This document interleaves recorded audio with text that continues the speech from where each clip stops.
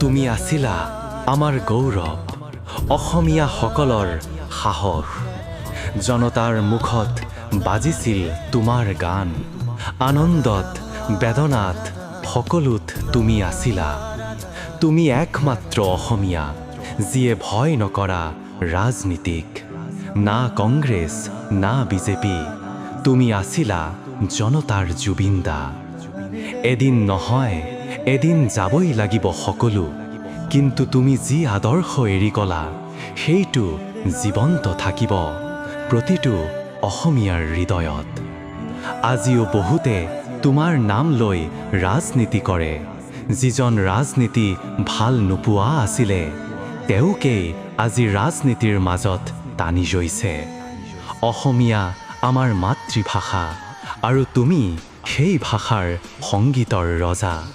তোমাৰ অবিহনে অসম শূন্য লাগে। তোমাৰ হাঁহিত আছিল অসমীয়া জনতাৰ আত্মা।